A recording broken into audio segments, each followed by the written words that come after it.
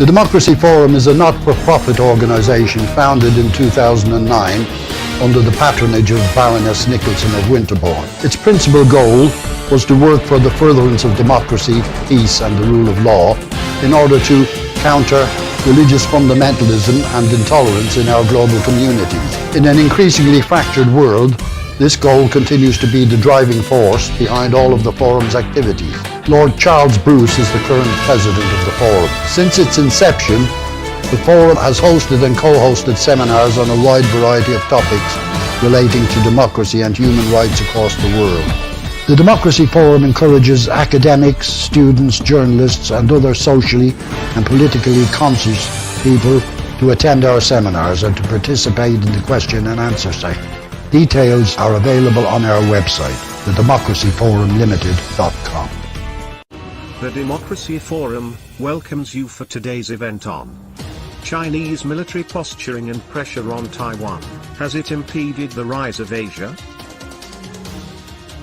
The event will be moderated by former BBC Asia correspondent Humphrey Hawksley, and panellists include Shirong Chen, George Magnus, Professor Kerry Brown, Bill Hayton, Dr. Andrew Scobell.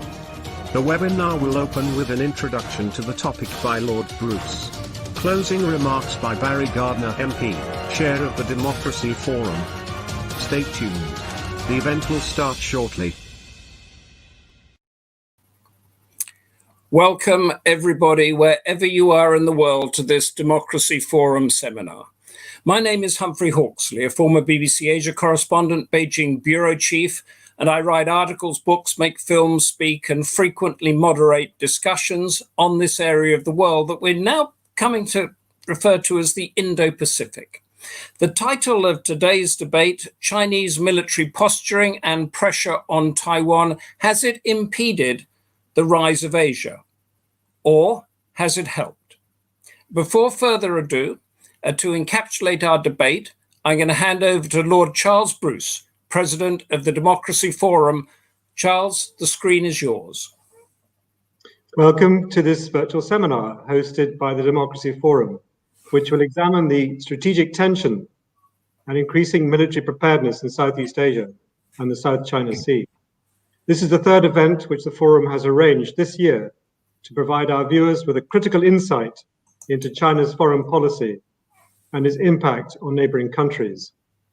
China's claim of sovereignty over Taiwan appears to be entering a precipitous phase, which, if allowed to escalate, could have grave consequences for regional security and the global economy. There is no doubt that China's relationship with Taiwan is influenced by its intense rivalry for regional power and hegemony with the United States and its allies. These are complex and interconnecting issues, which our panel of experts will navigate today on your behalf. I thank them all for participating. I reserve special gratitude, as always, for Humphrey Hawksley, who again has agreed to host this webinar. As a result of its fear of a potential Chinese invasion, Taipei has this year increased its defense budget by 10% to its highest level for 20 years. Procurement of new assets is being planned on a significant scale. A deal to acquire 66 F-16 fighter planes over the next 10 years has recently been agreed with the United States at a cost of $8 billion. In July, the Taiwan Defense Force conducted an exercise simulating a Chinese amphibious invasion, where the Taiwanese president appeared at a press conference in military uniform in a combative mood. Groveling will not bring national security, she said. We can only rely on a strong national defense. In response, the Chinese Foreign Ministry announced that the military exercise was being used to draw the sword against the mainland. The spokesman said, China's firm determination to maintain its sovereignty is rock steady and indestructible. The reunification of the People's Republic of China is the general trend. The question remains, of course, as to how seriously both sides take their statements. I hope our panelists will be able to cut through this inflammatory rhetoric and give us a more nuanced view of what is happening. Historians of Sino-American relations ascribe the true nature of America's policy over Taiwan's independence, enshrined in the 1979 Taiwan Relations Act, as a strategic ambiguity. Speculating on a post-Trump response to China's policy towards Taiwan, Neil Ferguson recently suggested, however, that President-elect Biden should have no illusions about President Xi. The Chinese leader's ultimate goal is to bring to an end Taiwan's de facto autonomy and bring it under Beijing's control. Other commentators agree that the times are changing. Richard Haas of the Council of Foreign Relations warned in September that waiting for China to make a move on Taiwan before deciding to intervene is a recipe for disaster. And an article which the historian Robert Kagan wrote shortly after Taiwan staged its military exercise this summer is equally chilling. He suggests that the Chinese Communist Party will want to start making use of the military capacity they have spent more than 2 decades and hundreds of billions of dollars building. And he adds, a United States failure to prevent Taiwan's military defeat and absorption would send shockwaves through the region. A China in possession of Taiwan would dominate East Asia and the Western Pacific as never before, scrambling the entire global strategic equation. Well, I hope you enjoy listening to this webinar, and indeed, I encourage you to participate in this extremely important topic by forwarding your comments and questions to the chair. Thank you, Lord Charles Bruce. That's an excellent summary, quite a chilling one, actually. No illusions about Xi Jinping. Don't wait for the Chinese invasion. That would be a recipe for disaster. Before introducing the speakers, and because we're on the clock on this one, we are privileged to have with us Taiwan's representative to the United Kingdom, Kerry, whose stellar diplomatic career has recently brought him to London. Kerry was formerly Taiwan's Deputy Foreign Minister, with postings in the United States, Switzerland, Russia, Thailand, the Philippines, you name it, he's been there. In other words, he's a man who knows how the world works. Representative Kerry, the screen is yours. Thank you, Humphrey. Lord Bruce and Member of Parliament, Mr. Barry Gardiner, and distinguished speakers, good afternoon. Can I start by thanking the Democracy Forum for having me in this webinar? It's always a great pleasure for me to be associated with anything democracy. But when it comes to Chinese military threat to Taiwan, I hope it does not dilute too much of my pleasure over here. With such a distinguished and informed panel here with us, I wish to draw our attention to the security reality Taiwan faces today. Then our panelists will grace us with their insights on what it means to the region and perhaps Asia as a whole. Before going to Taiwan's security reality, I want to say that the theme today is quite directive. Chinese military posturing and pressure on Taiwan, has it impeded the rise of Asia? I think the first part is a simple, clear, and accurate statement of fact.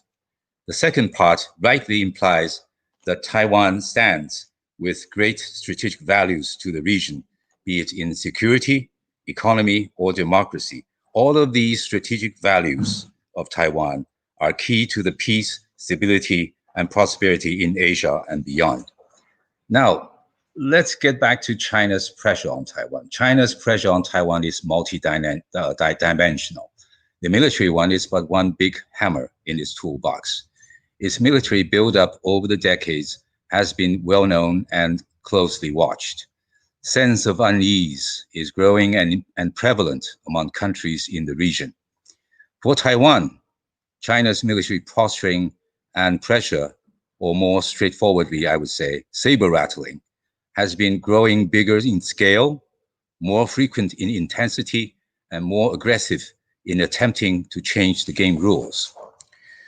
Recently, China has intruded into Taiwan's air defense identification zone on an almost daily basis for over 2 months, mostly in the southwest corner of the ADIZ. China conducts all sorts of military exercises, sending naval vessels and PLA aircrafts cruising around the island. The intensity of the threat is increasing.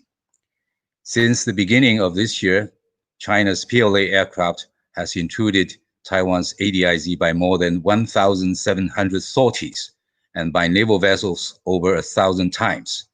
Among those military activities, PLA aircraft entered Taiwan's southwestern ADIZ more than 200 times and crossed the medium line of Taiwan Strait almost 50 times.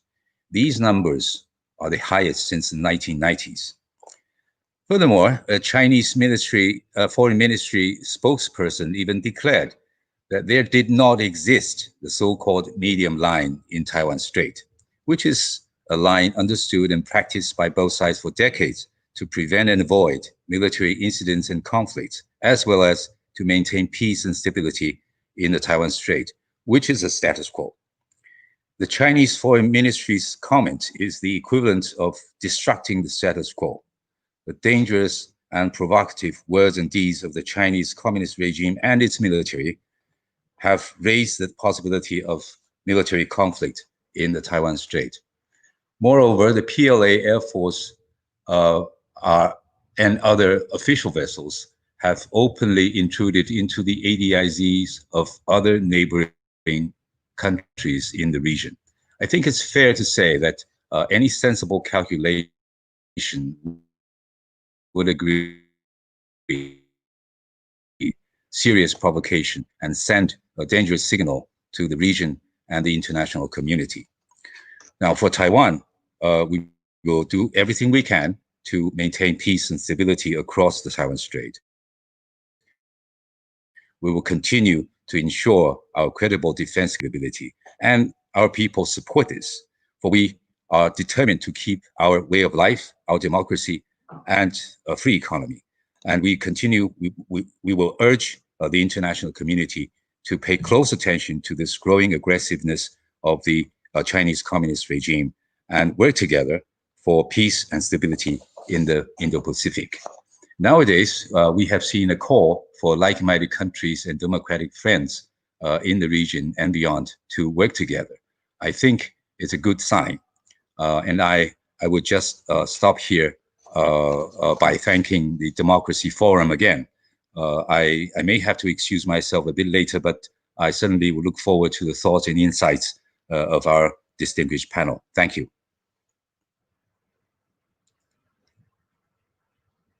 The Taiwan representative in London with a fascinating first-hand insight of the growing dangerous provocation of China against Taiwan, which has, as Kelly said, the shared values of democracy, free market, and the shared values that we have here in Europe and the US. Now, in an ideal world, you would be bombarded with questions, but I know, as you said, you have to go. Your colleagues will stay tuned in and we will move on to the other speakers. But before we do that, I just wanted to share a little of my own perceptions there. Is that when I was based for the BBC in Hong Kong in 1990, there was an area there on the Kowloon side of Hong Kong called Little Taiwan.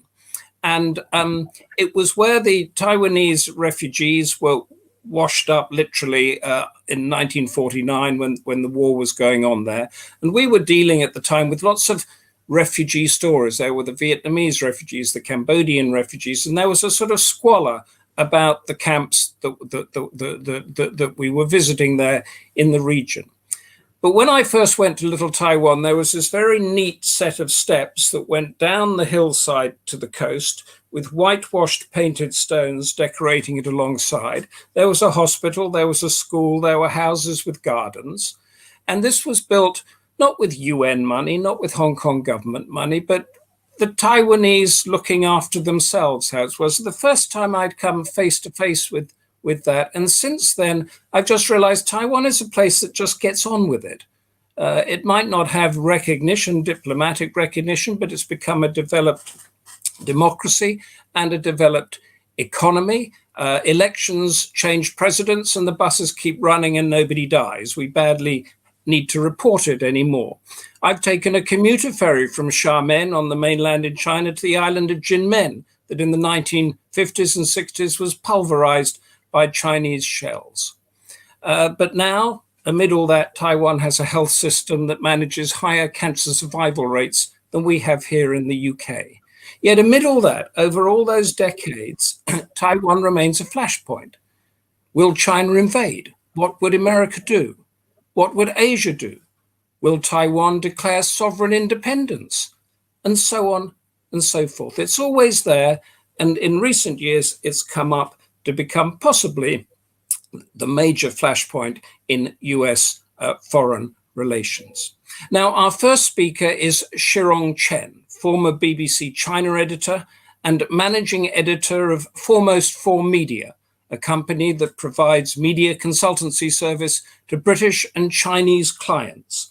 And also has a magazine, the only one of its type, called China Report, that gives a deep insight into the relationship and all that's going on there. Now, from Shirong Chen, will unfold for us the volatility of the US-China-Taiwan relationship. Shirong Chen, the screen is yours. Thank you, Humphrey. Thank you, Lord Bruce. Thanks for all the other colleagues and the participants out there. It is a very interesting topic, of course.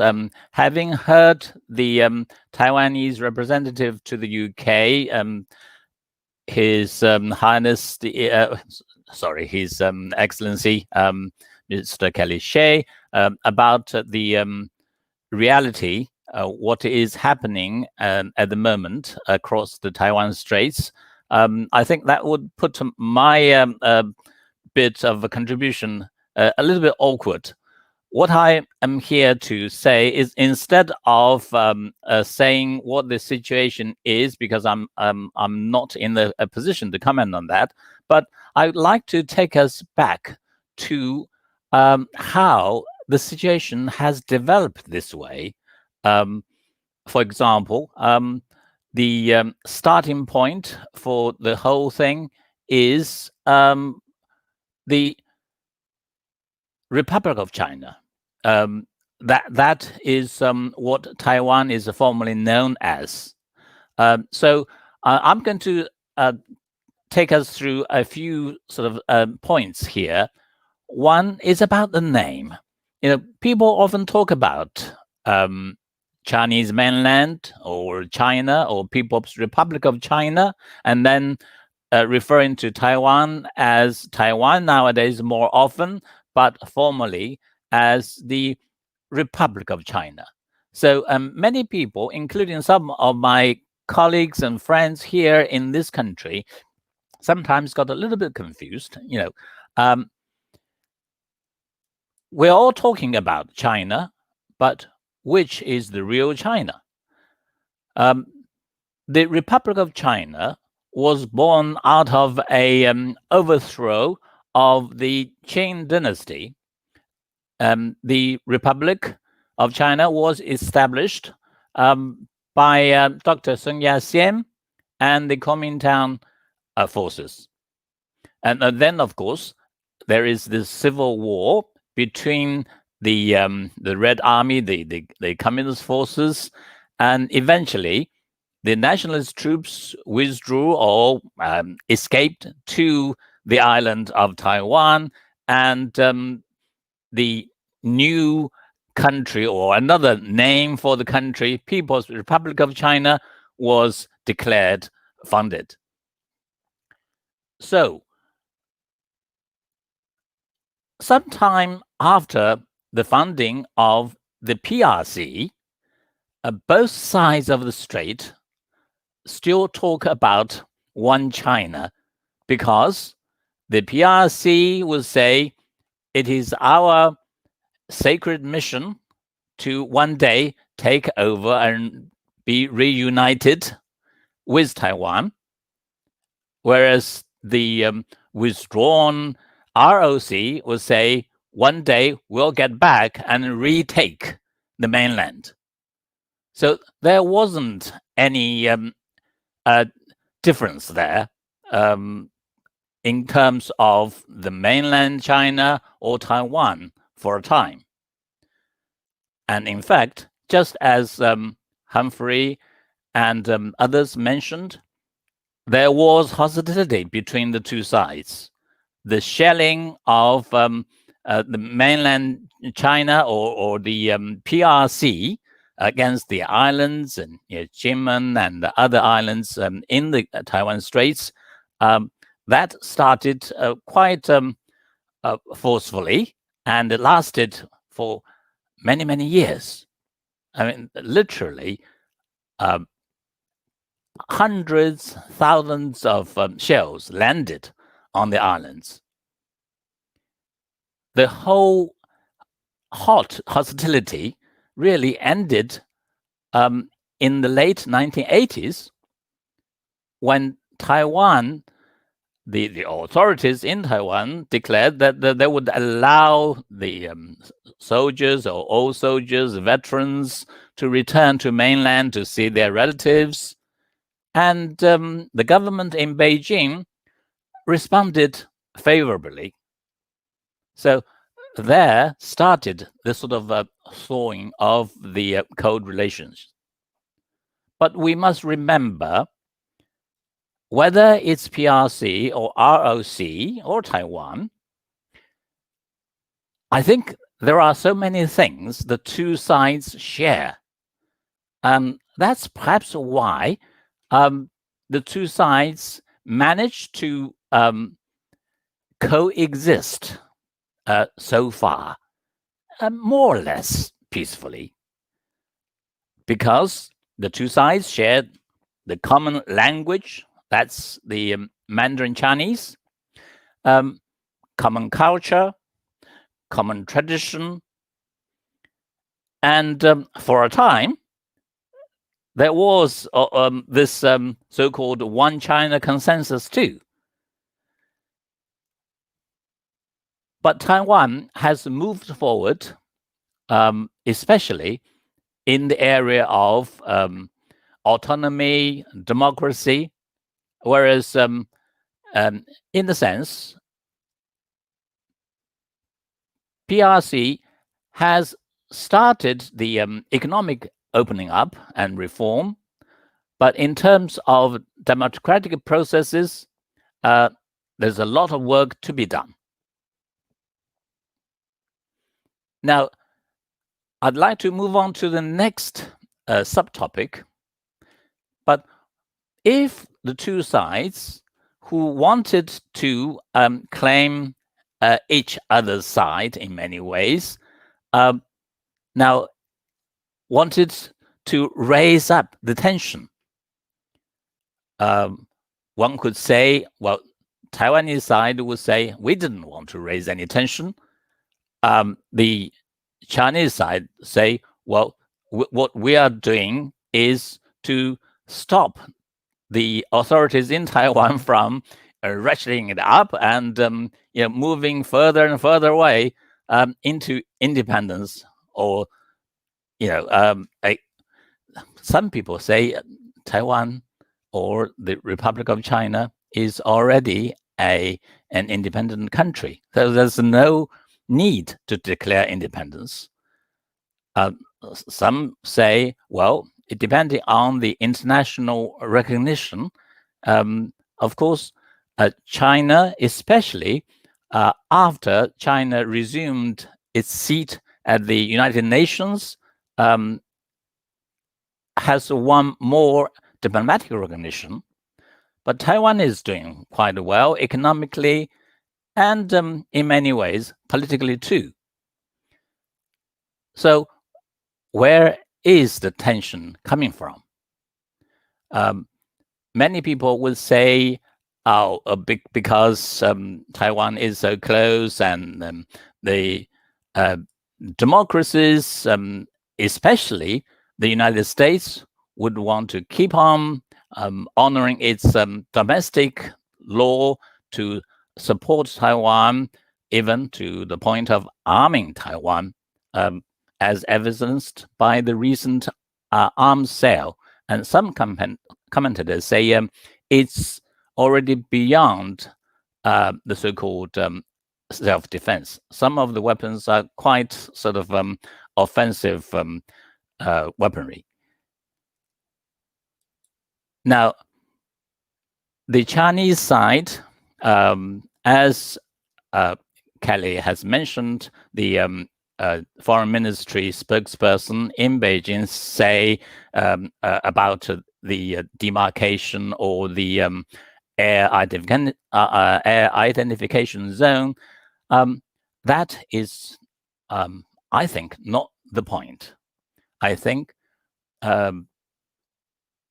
especially during the past 4 years, during the Trump presidency, as the relationship between China and the United States got more strained, people tend to use Taiwan as a lever to, well, for economic or political or military gains. It's open to debate.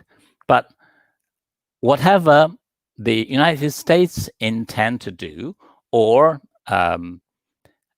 what the Western democracies would hope to see, I think the current situation of flaring up and escalation, and with the Taiwanese authorities increasing military budget and even sort of posing as getting ready to defend, and then talking about mainland Chinese invasions,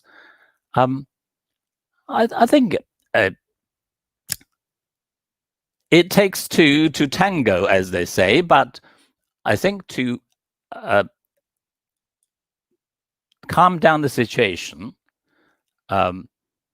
both China, Taiwan, of course, and the United States will have to do something about it. In the incoming new Biden administration, I think, hopefully, things will become quieter. That's the sort of a root cause of this current tension there across the Taiwan Straits.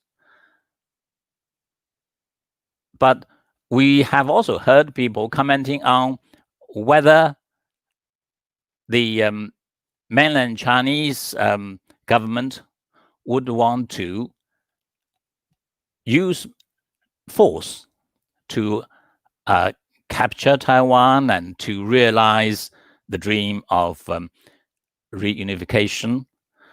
At the moment, from what I can see, so long as there is no further provocation, I don't think Beijing has got the appetite for a full-scale invasion. The pandemic is one thing, even though China has done quite well in terms of controlling the epidemic, but to revive the economy, to make sure people have jobs, and to make sure what they are proposing about the sort of internal circulation of the economy, working together with the external and international cycle, they got their hands quite full.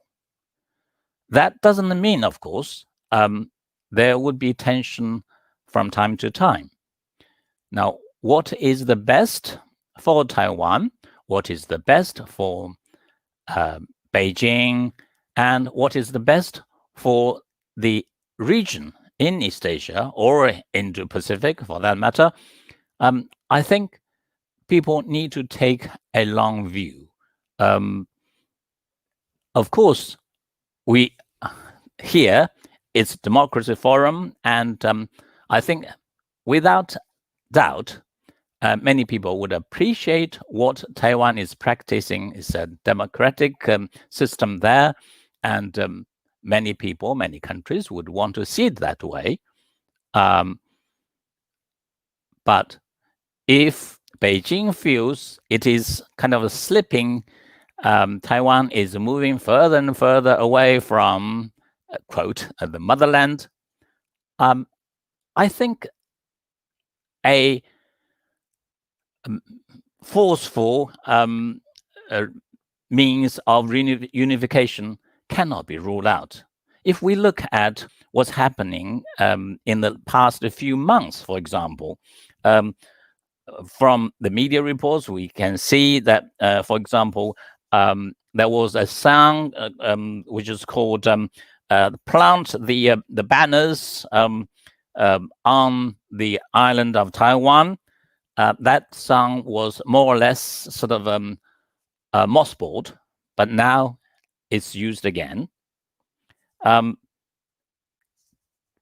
China has updated or amended its law on national defense, and for the first time, it's not just territorial sovereignty, integrity, but also there's an added phrase that's called development interest. Now, even if Taiwan does not declare independence, then Beijing may still want to do something if it perceives that the issue of Taiwan is getting in the way of its development, or if an outside force, as they call it, intervened, and China feels that they need to do something, either for the sort of bigger cause itself or for domestic audience. The nationalist sentiment is there, and we can't take peace for granted. I think I'll stop there. Shirong, thank you very much for that. It wasn't that awkward at all. You gave us a great spectrum of what's going on. I wanted to, you mentioned Sun Yat-sen, and we're hearing a lot about values between East and West Asian values, Western values, and Representative Xie mentioned about the values. Sun Yat-sen in 1924 made a very telling speech, and I just wondered whether you thought it was still applicable today. He said, we're back in 1924, where the new republic had been formed. European civilization is nothing but the rule of might. Westerners considered themselves to be the only ones possessed and worthy of true culture and civilization. Other peoples with any culture or independent ideas are considered as barbarians in revolt. Now, when we talk about the world order and China challenging the world order, to what extent do you think that sentiment still resonates among Asian communities, among Chinese communities, or among the Taiwanese communities? I think it would be safe to say democracy is not the best in terms of social system. I think it's Winston Churchill who said this, but that's the best we got at the moment. Well, something like that. So that's right. Yes. Now, in terms of values and in terms of how the Western people or in Western culture, the Orient or the Chinese or the East are viewed, Dr. Sun Yat-sen, we can't take him out of that historical context. What he understood about the West, and that's born out of his experience as well. But at the same time, I remember in Chinese textbooks, I grew up in mainland China, so I probably read and heard about this sort of thing a bit more. Dr. Sun Yat-sen promoted the so-called Sanmingzhuyi, the three peoples. And that is very close to the American Declaration of Independence, a government of the people, by the people, for the people. So that's also Western as well. I don't think there is a fundamental sort of clash between what Dr. Xi Jinping would want to the Republic of China to practice and what the actual reality in China that could bring to bear. Even at the present day, when observers and commentators comment about the election in Taiwan, of course, overall, it's a free and fair election, they say, but there are still sort of some sort of bits in that wouldn't be considered sort of proper in terms of election campaigning. For example, knocking on the door instead of canvassing and saying what their ideas were about and manifestos, the household may receive a few lumps of soap or, some other small gifts and say, elect me, I'll do things for you. But that is I think the whole of democracy is up in the air at the moment after the Trump's continuing allegations about the American election and all that. But that's very interesting. I think that as we go on in this debate, this idea of values, particularly with the increased military presence of Americans and other powers in the Indo-Pacific or the South China Sea, this idea of values and gunboats and military, I think it will play out. I'd like to move on now to our next speaker, Dr. Andrew Scobell, a senior political scientist at the RAND Corporation and adjunct professor at the Edmund A. Walsh School of Foreign Service at Georgetown University. His expertise, speciality, or one of his many specialities, is on how China uses its military force, which is fascinating to me personally and to all of us, a perception and misperceptions he's going to tell us about in US-China relations and Taiwan. So, Dr. Andrew Scobell, the screen is yours. Thank you, Humphrey, for that kind introduction, and thank you, Lord Bruce, for the invitation. It's a pleasure to be part of or share a virtual stage with such distinguished fellow panelists. I would be remiss if I didn't also note that currently I hold the Bren Chair in Non-Western Strategic Thought at the U.S. Marine Corps University. And then a quick disclaimer: what I'm about to say represents my own views, not those of any of my employers or their the sponsors of their research. So the question, China's military posturing and pressure against Taiwan, how to understand this. I'd like to take the next few minutes to make reference to the psychological dimension and look specifically at cognitive factors. To recap and expand on what the previous two speakers mentioned, the People's Republic of China considers Taiwan to be a renegade province, the last piece of unfinished business left over from the Chinese Civil War of the 1940s. And although People's Republic, or I'll use the word term Beijing, insists that it seeks peaceful unification, it has refused to renounce the use of force where Taiwan is concerned. So as part of this a carrot and stick approach by Beijing towards the island, the PRC engages in saber rattling and displays of force in the Taiwan Strait, but at the same time offers carrots in the form of unprecedented economic and people-to-people cross-strait interactions, which have all benefited Taiwan, and while pushing for unification, offers the promise of a high degree of autonomy to the island. But of course, high degree of autonomy, as the previous speaker mentioned, Taiwan is a de facto independent self-governing polity. 23 million people. It's got one of the ranks in the top 24 or so economies in the world. So why is Beijing so worked up about this island in 2020? Well, because the ruling Chinese Communist Party in Beijing perceives that Taipei has ramped up its efforts to pursue independence and is being energetically and aided and abetted by Washington. And I think this straightforward explanation doesn't fully capture the level of alarm felt by Xi Jinping and his colleagues on the Politburo Standing Committee.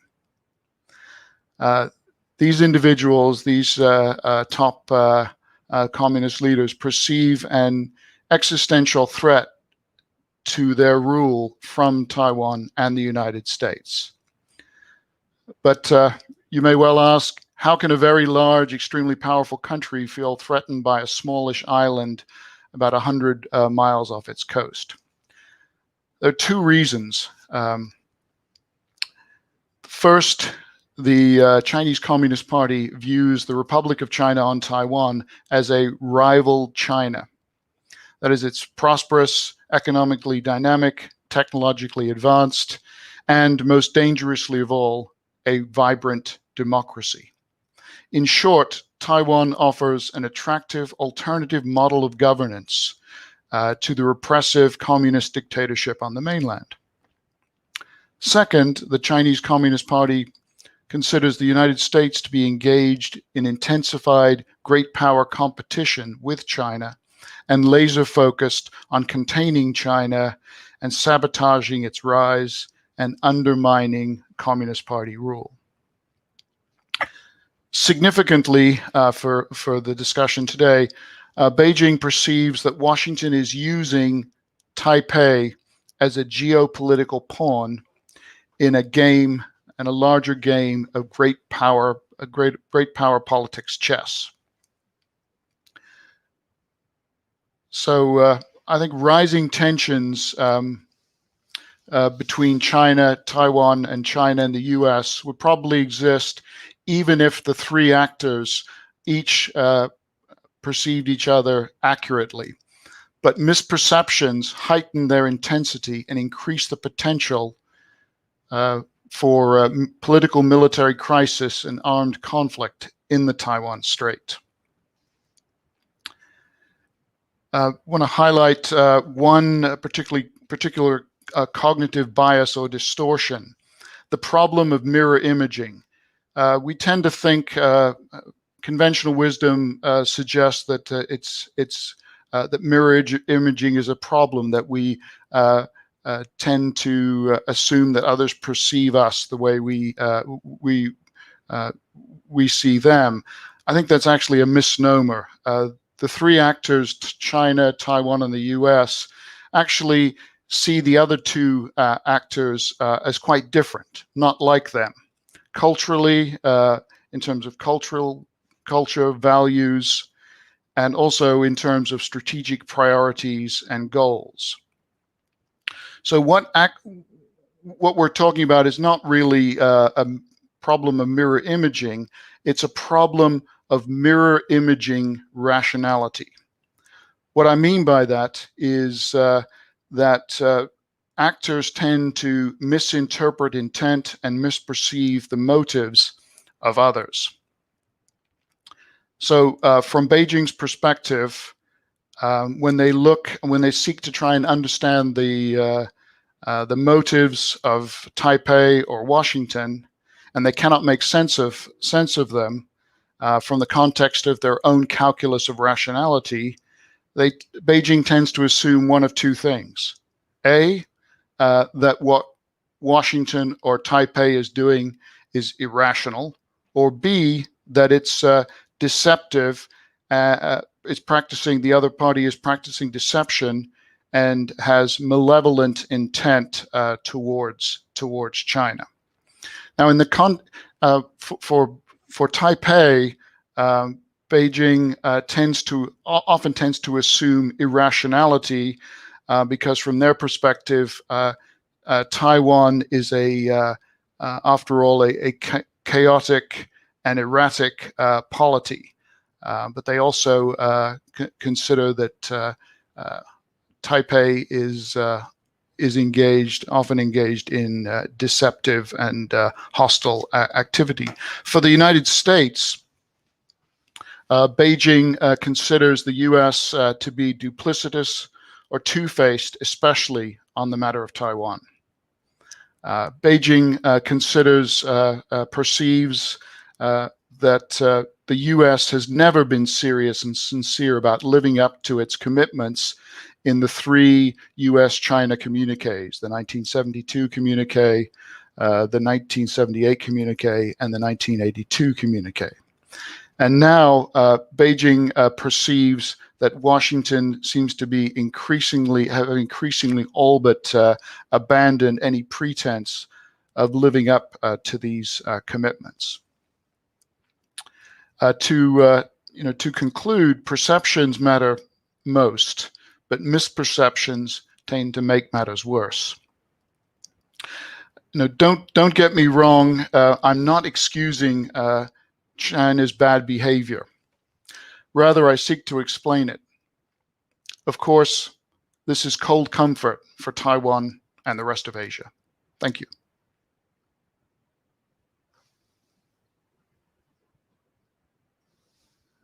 Thank you very much for that. I was caught by something you said in your introduction. You lecture on non-Western strategic thought to the Marine Corps. Yes. Is that correct? And does China, your knowledge of China, that feeds into the non-Western strategic thought? Yes, in this, the key buzzword inside the Beltway in the Washington D.C. area and extending out to Quantico in Northern Virginia is great power competition, and so by non-Western strategic thought, the focus is essentially on China. And within that, I wonder if you could sort of clarify something, particularly in this sort of Beltway idea. Is that there was a thought mostly during the Obama administration and before that China was a developing nation that was embracing the World Trade Organization and that it would eventually come to join the family of nations as a democracy or something like that, and that Taiwan had proven that democracy, or Western-style democracy, for want of a better word, could work within a Chinese community. So there was no barriers to that. And then the narrative changed at some stage. So whereas back in the 10 years ago or so, when China was helping us with the economic crisis, climate change, and all that, you never heard that it was a Leninist Marxist state. That just didn't come out at all. And now when you talk to the think tanks and they say, what is China?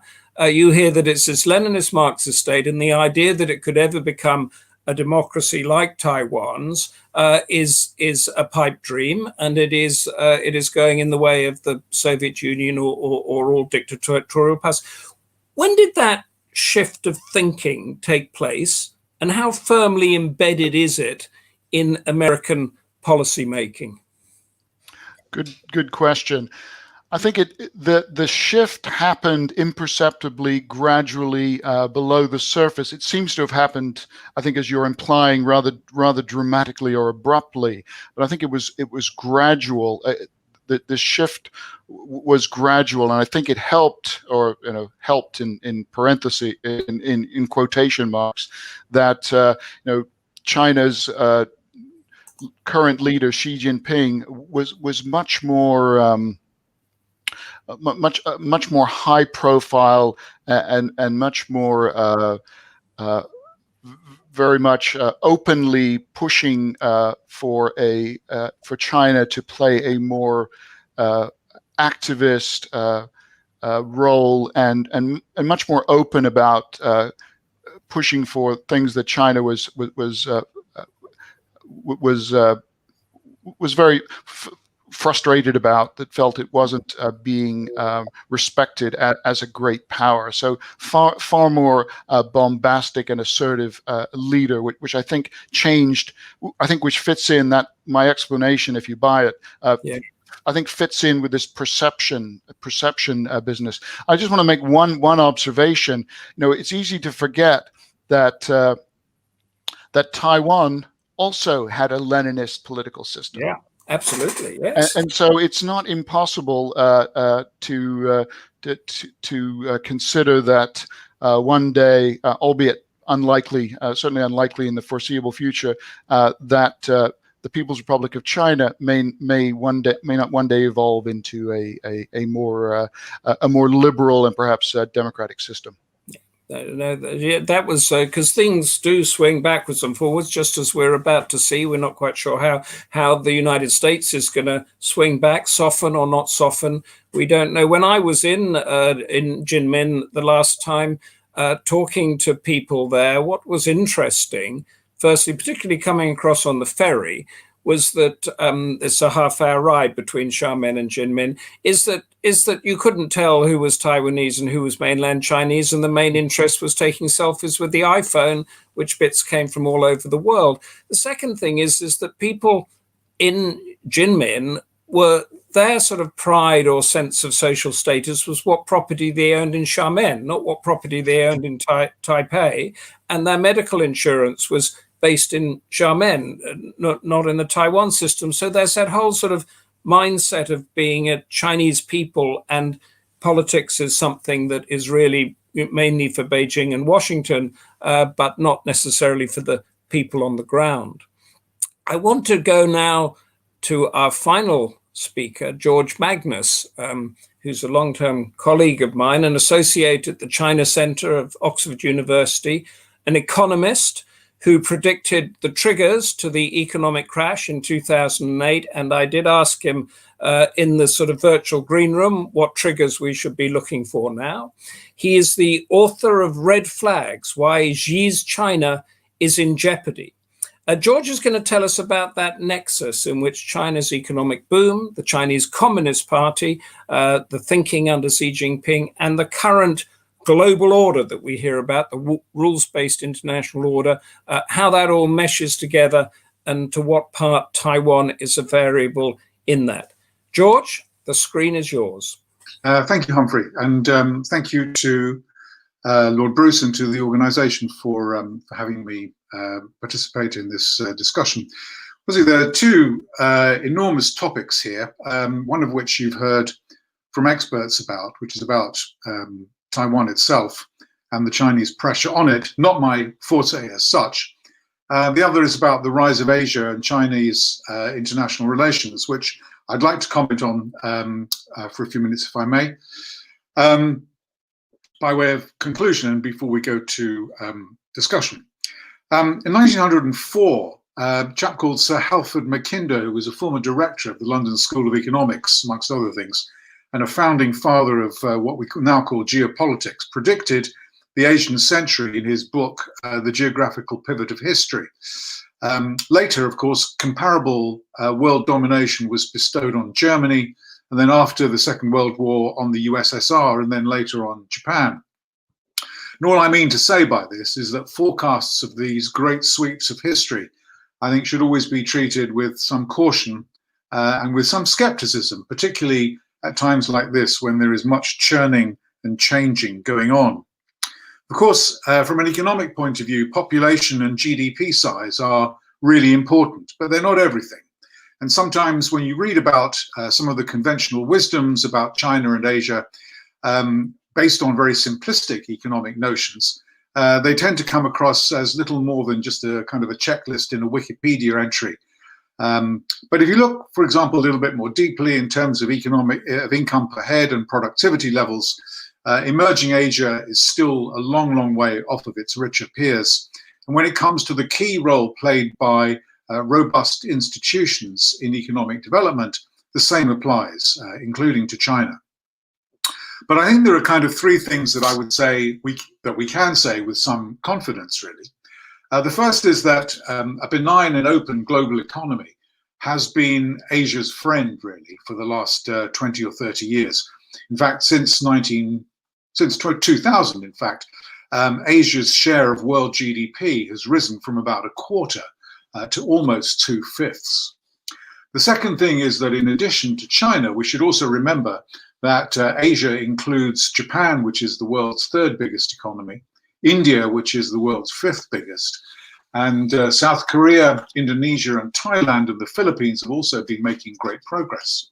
The more dynamic economies nowadays actually include countries like Vietnam and Myanmar in terms of speed of growth rather than size per se. And the third thing is that it's nonetheless true, despite all of these things, that China is the only country that has materially lifted its share of world GDP in the last 40 years. No other country has really done this. They've gotten better off, of course, as living standards around the world have improved, but the only country, as I say, to have materially lifted its share of world output has been China, which grew from about, well, less than 5% in 1980 to about 18% currently.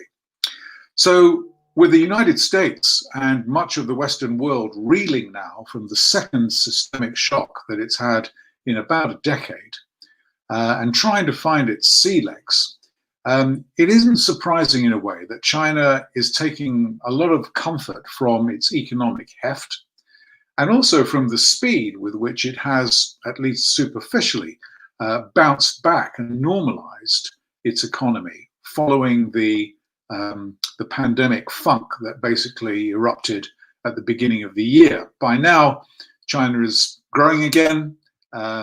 Next year, which is the centenary of the Communist Party founding, as I think many people are going to be reminded of before long, actually like a lot of other countries as well, China will record quite a decent growth rate, actually, because obviously the year-on-year comparisons with the sort of annus horribilis of 2020 will be very flattering. So on the face of it, it looks pretty good, and you can well imagine why China will derive a lot, or is deriving a lot of comfort and enjoying what it thinks is kudos from it. Flexing its economic muscle its muscles in terms of foreign policy isn't actually something that's very recent. It actually predates Xi Jinping by a few years. But there's no doubt that under Xi Jinping, foreign policy and international relations in China have turned much more towards truculence, assertiveness, and they've embraced not just the peddling of influence, which all countries do, but also the widespread phenomenon of interference and threats, which borders often on illegality. It's what's commonly called nowadays coercive diplomacy. And as we've just heard from two previous speakers, actually from all of them, including from Humphrey, Taiwan is very clearly in the crosshairs in this regard. And it's hard to see a time in the foreseeable future, and I'm just looking ahead into the 2020s, not really beyond, but it's hard to see a time when Taiwan will not be in that position. Both, as we've heard as well, the United States and China have much at stake from possibly losing Taiwan, so to speak. For the US, it would herald a precipitous decline, I imagine, in American presence and power, and the shockwaves through the so-called Quad in Asia, comprising also Japan and India and Australia, which have only lately started to feel a little bit more cocky about what they were able to do as a foursome, would be quite considerable. And for Xi Jinping, I think the peaceful reunification with what the Chinese call the renegade province seems now to be a pretty forlorn hope, which leaves only two options as far as I can see into the future, which is continued coercion and or eventually, as we've heard, and I'm sure most people kind of feel as a kind of an ultimate threat, the possibility of some kind of military outcome. Because Taiwan is just one of many international relations problems for Asian countries on a spectrum that is bounded on the one hand by security issues and on the other by the economic opportunities that most of them find and pressure and regard very precious with regards to the role of China in their kind of economic lives, if you'll pardon the expression. Among the security issues are, of course, China's claims to or militarization of islands in the South and East China Seas, and a now lengthening list of national and military security matters for India and for Australia. The economics of Asia's regional integration in terms of its economy, I think, are well understood by now. I don't really want to go to those at very great detail, only to highlight really the recent signing of the Regional Comprehensive Economic Partnership, or RCEP as it's known more widely, in which of course India was not a signatory, but Australia, Japan, New Zealand and South Korea are. My own view about RCEP is that it tells us more about the politics of the region than it does about the economics. It's not a complete free trade agreement. It codifies the removal of tariffs, mostly on items that are already exempt. And it has a large loophole under which countries can maintain tariffs in a broad range of sectors. I mean, there are quite substantial claims of major trade creation from RCEP, which are almost certainly exaggerated, I think. But on the other hand, RCEP should actually be of some benefit in terms of fusing together a little bit supply chains and economic integration between Northern and Southern Asia. But it's really in the politics that I think it has its value and its interest from the point of view of geopolitics, because it panders to Beijing's idea that it is driving regional economic and financial flows in Asia, and that the US has lost its claim, at least under the Trump administration, to both leadership and to the protection of free trade in the region, whilst of course at the same time ASEAN states can claim that it was their leaders who persisted in bringing the agreement to fruition, and they were not beholden in this respect to either China or the United States. So I think RCEP is good actually for emerging Asia overall, but the region's security and therefore long-run economic interests, I think, are still very much up in the air and unresolved, at which Taiwan sits as a sort of fulcrum. We are, of course, now in a phase of the American interregnum where it is fashionable to ask almost daily, I think, what President-elect Biden will do to reset or improve US-China relations, including over Taiwan. But I think it's important to understand that what happens in this regard is not only about Joe Biden. As I think we heard before, somebody says it takes two to tango.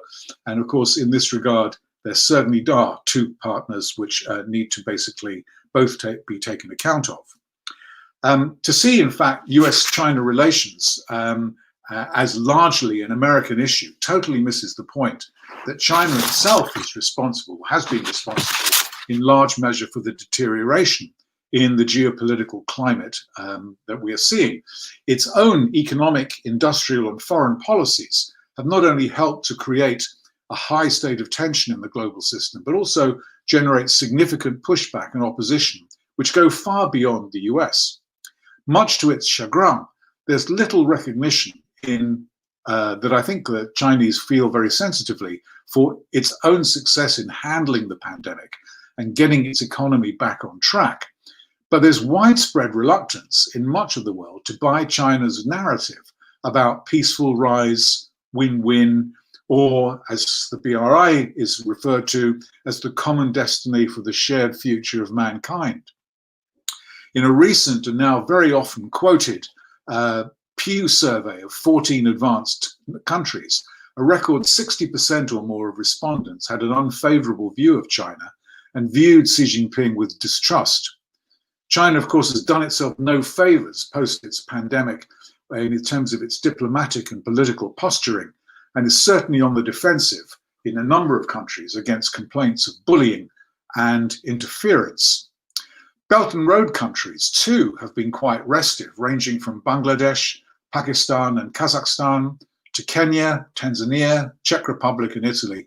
And in several of these and other countries, anti-China political parties have come to power, or a form of new colonialism has been alleged, or there have been complaints about debt diplomacy, which actually is probably better described as the result of incompetence or poor governance. But even so, the sting of criticism has remained. Further, the rest of the world is becoming more attuned to the CCP's strategic goal, which Xi Jinping has not been shy in proclaiming, namely that it is locked actually in a long-term struggle in which it seeks the triumph of socialism over capitalism. And at the very least, that it wants to be in pole position from which to reframe governance in the world system. Our adversarial relationship nowadays is primarily about values, as we've spoken about already, and beliefs. And China's interest is to strive for a bigger voice in being able to shape exactly how they should apply. Quite how things will evolve from here in the next few years, I don't think anybody can predict with any precision. Some people see room for cooperation between a Biden United States and Xi's China, where their interests are aligned, for example, over climate change, financial stability, peacekeeping, cybersecurity, and so on, even if those relations will be more modest than they were in years gone by. Around that, of course, there are those who see this as even optimistic, that it would not be possible for such a relationship to exist, or that it's going to be a much frostier, almost Cold War 2.0. And there are those for whom they see possible movement between the United States and a China which would see it as tactically opportune to basically calm things down with the United States, including over Taiwan, but only as tactics, not as a sort of a strategic goal in a long-run context. The one thing I may say in conclusion, though, is that in my views, and I think we've heard this already, that China will probably never compromise on, is Taiwan or its security demands in the Western Pacific, at least not in a bilateral US-China context. It's possible, I imagine, that there could be some kind of policy structure, particularly where regional powers are involved, where there may be all sorts of trade-offs that may give us some kind of way forward, which does not involve overt conflict. We'll have to see in time if some sort of modus vivendi can be found before Beijing loses patience with both separatist momentum in Taiwan, or before it gains confidence in its own military to effect what certainly at the moment looks like a pretty forbidding military challenge. I think the significance of this, of course, is not lost on anybody, which is why we've all been talking about it here. And of course, nothing less than Asia's future, since this was in the title of the theme, actually depends on the outcome.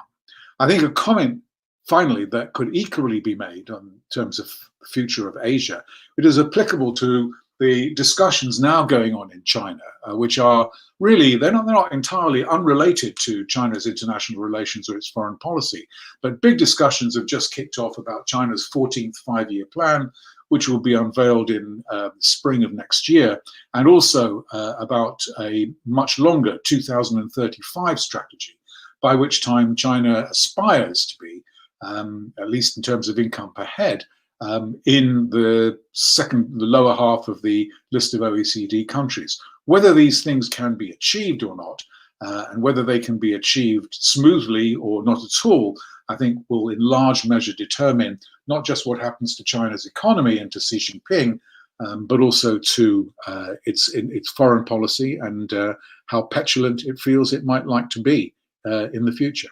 Humphrey, thank you.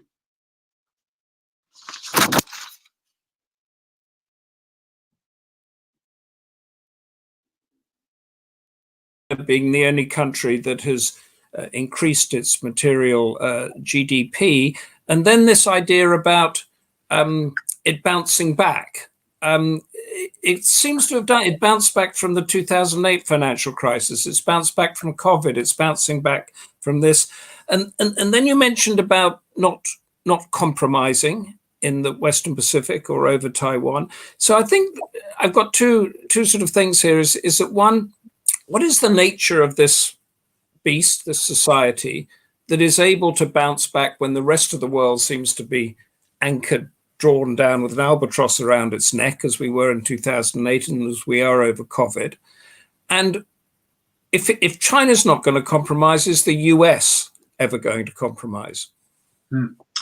Well, I think, in terms of the bounce back, so we've had three very interesting kind of examples of Chinese economy stalling and then basically coming back from the brink.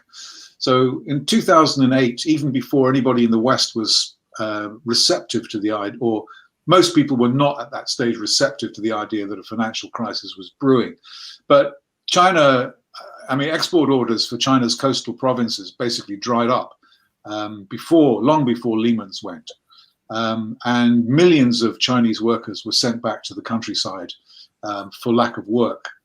So by September of 2008, the Chinese had already crafted a stimulus program that was worth 14% of national income, largely debt funded through banks.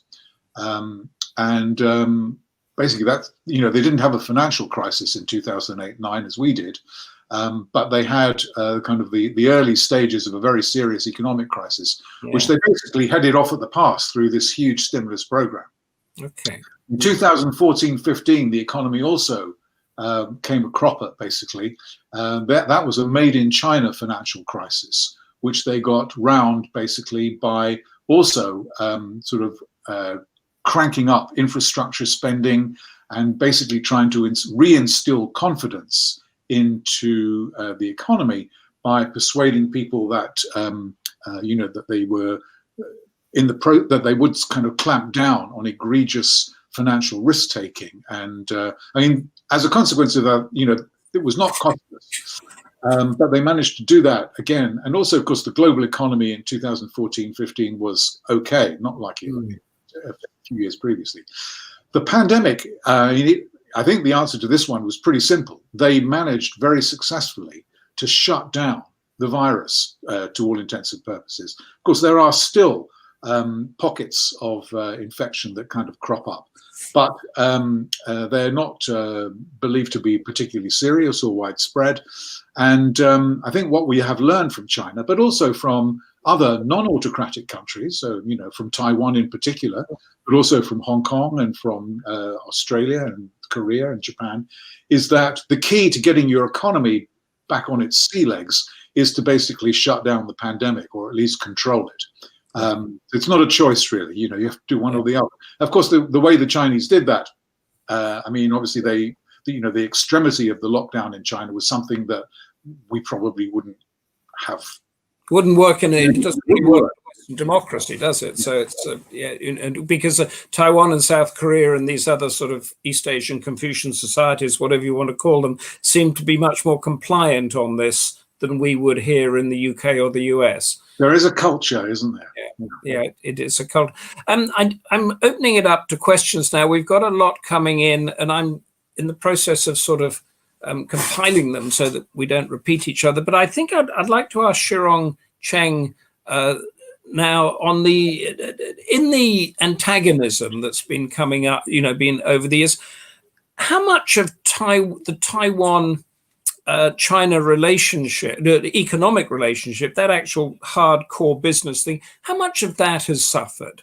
Because that has been the glue that has held this relationship together, hasn't it? And it has helped make China and Taiwan wealthy. So I heard, I think, when I was like that, 40% of Taiwan's trade or something relied on China. Is it still that 40%?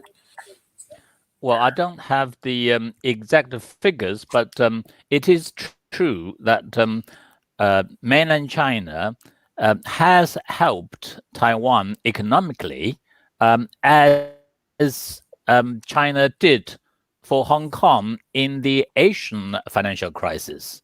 The Chinese government has shown some sympathy and some willingness to cooperate in this way. For example, when there was some kind of opposition or some kind of what they call unfriendliness from Taiwan, and then it only take one order to say, hey, all these tourist booking organizations, you reduce the visitors to Taiwan, trickle it down, and then all the local tourist staff and agencies would feel the pressure. So that indirectly shows how important it is. And of course, we know so many factories and so many businessmen shuttle between mainland China and Taiwan. And most of the Taiwanese business people have now been issued an ID card. Well, some say that's more useful than the mainland citizens' ID card. So, all right. So basically, the economic that economic relationship is holding up. It's very strong on semiconductors, the computer industry, and that sort of thing. I was told once in Taiwan that should there be a war between Taiwan and China, the whole of our Wi-Fi would collapse all over the world because they have a monopoly on making the equipment that we're using, for example, for this debate. There's Prashant Kumar has asked here a very broad question that I'd like to take to Andrew Scobell, actually.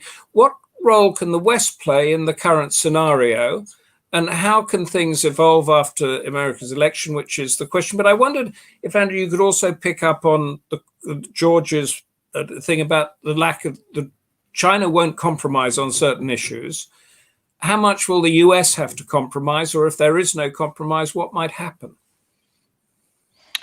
Well, first, this question of what is the West, or countries, like-minded countries that are partners and allies of the U.S. and the U.K. I think that during the Trump administration, that's been less relevant or less of a reality, or treated that way anyway. But I think in a Biden administration, that's more likely to be a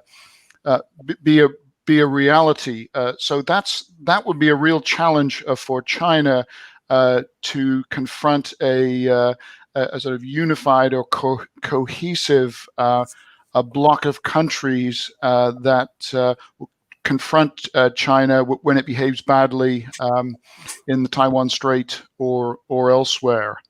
So what was the other? The other part of the question? I think it's really this idea of compromise. So, right. If we take us back, we've had the South China Sea ruling back in 2014 that this was illegal. China kept going. We've got the Xinjiang. We've got all these flashpoints happening, and Taiwan is that one that the Chinese diplomats will tell us is at the heart, and there is no compromise there. But at some stage, with China rising and the US doing whatever it does, there is going to have to be compromise, isn't there? So what are the areas where these two sort of superpowers who are beginning to grind against each other, what are these two areas that they can compromise? And is Taiwan part of that, or will it be outside of the Taiwan issue? This issue, I think there is a hardening in the United States across the political spectrum about China. So, it's time to get tough with China. So even assuming if a Biden administration was entertaining a more flexible approach to China, I think they'd find themselves constrained by domestic politics in the U.S. And then it's as we've been discussing, it's not as if it's the U.S. This is a game involving two players, the U.S. and China. Other countries and other actors get a vote. In this case, especially Taiwan. But this is so that those other actors, including Taiwan, can either act to facilitate, encourage compromise, or oppose it. I mean, it strikes me that China has, as a result of its hardline policies and actions across the spectrum, as including many of them have been outlined by the speakers and what you just said, it's created created a shared sense amongst on part of many countries that what China's doing is unacceptable. So that also constrains the ability of the U.S. to quote compromise here.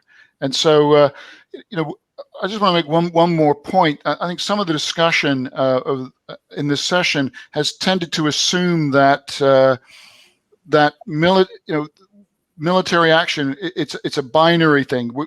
China either invades Taiwan or we have peace. And I think it's important to note stress the obvious that what there are many things in between that China can do militarily and is doing militarily. It's often referred to as gray area, gray zone phenomenon. And so these military provocations in the Taiwan Strait or in the South China Sea are examples of this. So I simply mean to make the point that there's a lot China can do to make militarily and paramilitarily, coercively, to make Taiwan's life uncomfortable and ratchet up tensions across the Indo-Pacific. Yeah, thank you for that. There's a sort of cluster of questions coming that I'll group. It's about the RCEP trade agreement that was signed a week or so ago. Joe Biden's reaction to that was to set up a democratic group of countries in Asia.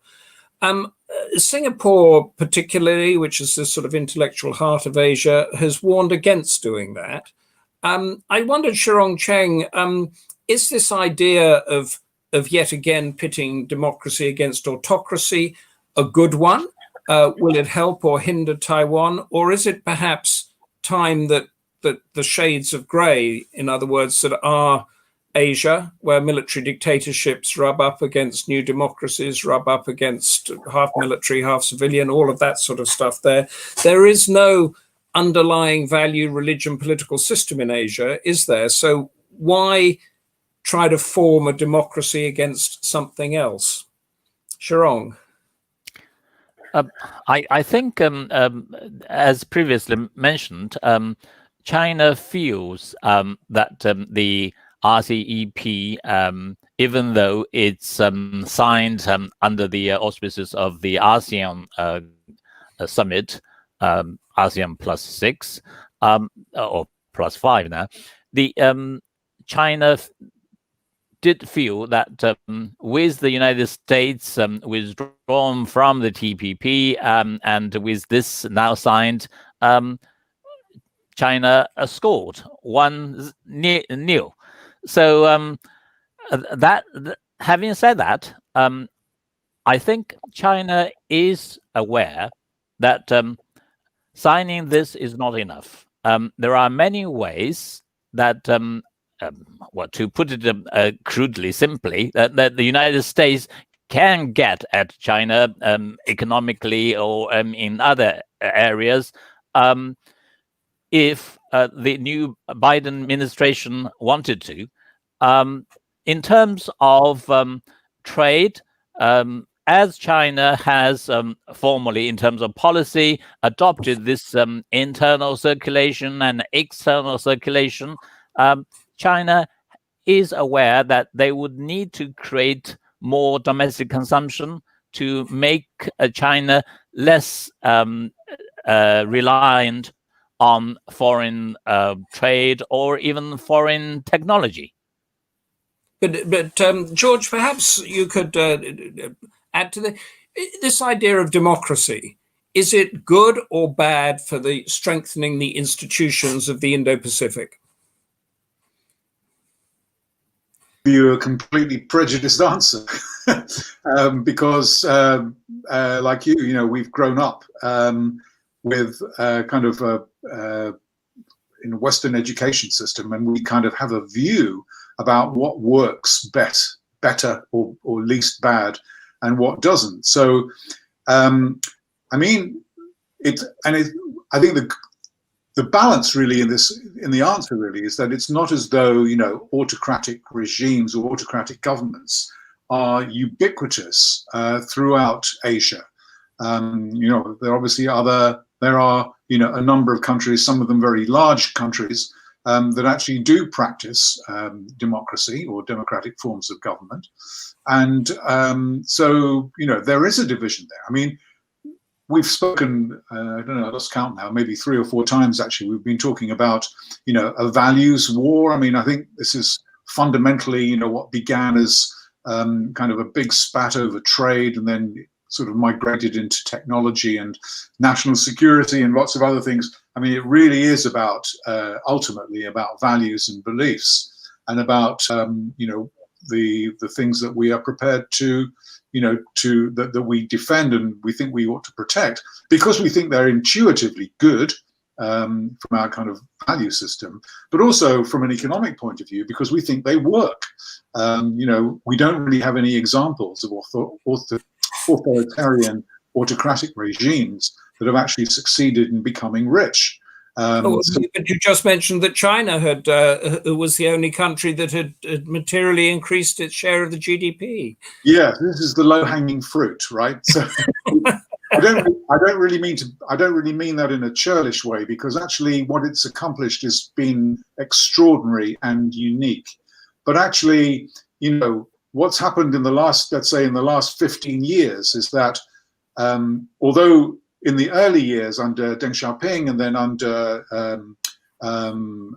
particularly when Shirong Chen was vice premier, I mean, China did make extremely rapid progress and it actually grew its GDP at the expense of the United States, at the expense of the EU. But since the last kind of 10 or 15 years, the US has basically regained the share of GDP that it lost in the previous 20 years. So China's gain really has been at the EU's expense. Yes. And so, there's a lot of kind of nuance here. It has achieved a lot of very, very wondrous kind of things and accomplished a lot. But actually the spreadsheets don't really work into the future because you have to kind of understand the context in which it was able to do things that it can no longer do. So, so there's two things here really. There is the two opposing values, and then there's that sort of give and take and nuances that will work to strengthen the institutions of Asia, whereby a military regime in Thailand has to work with a illiberal democracy in Singapore, with a new democracy in Indonesia, and so on. And to come down on one side or the other, that black and white Cold War thing, might not be advantageous. Well, I mean, that's my view. And actually, if you just take one kind of anecdote as example, the Asian Infrastructure Investment Bank, which was a Chinese idea, it now has, I mean, people were a bit kind of dismissive of it at the beginning. And I'm not quite sure I can't remember what the sequence of events was, but to cut a long story short, the governance structure of the AIIB now is very much along the lines of Bretton Woods institutions. The way its functionality is very much along the lines of the structure of the World Bank and Asian Development Bank. And people have kind of regarded the AIIB as actually becoming incrementally a very, very successful institution. So I think that's quite instructive. Of course, the Chinese still ultimately have a veto because they put up most of the capital. But actually, they're quite happy, to go along with almost what we might call a kind of a Western structure in terms of regional finance. And I think that in itself is quite revealing. Let's go to the one that's on the screen at the moment from Noel Hadji-Michael. Andrew, if you could tackle this one. Will one or two Indo-Pacific nations be the most likely additions to the Five Eyes? That's the 5-country intelligence, very sophisticated intelligence gathering network that comprises the US, Australia, New Zealand, Britain, and Canada. There has been talk of Japan joining in the near future. Noel is suggesting Singapore or India. Andrew. Well, this Humphrey, as you mentioned, this is a intelligence sharing group that's been around for many decades, and there hasn't been a change. So I think it's unlikely to see any new country join it in the near future. However, if tensions were to continue to rise in U.S.-China relations, and we see the emergence of a Cold War-like situation. That could make it possible or set the stage for expanding that group. And if I think the most likely candidate would be of those three countries would be Japan.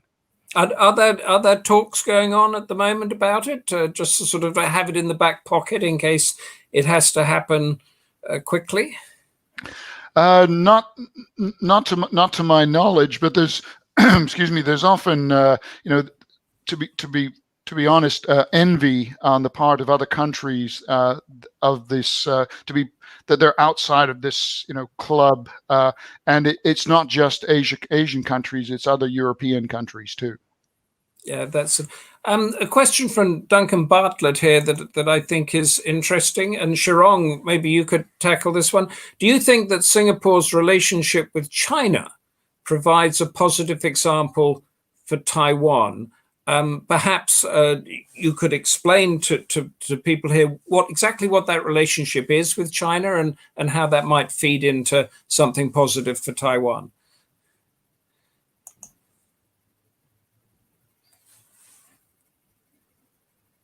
Are you muted? Okay, sorry. I'll start again. Yes. Thank you. Singapore holds a very unique position in Asia.